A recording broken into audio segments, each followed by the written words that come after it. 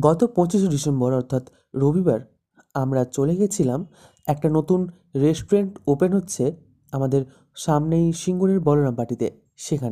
সেখানে থেকে আমাদেরকে ইনভাইট করা হয়েছিল।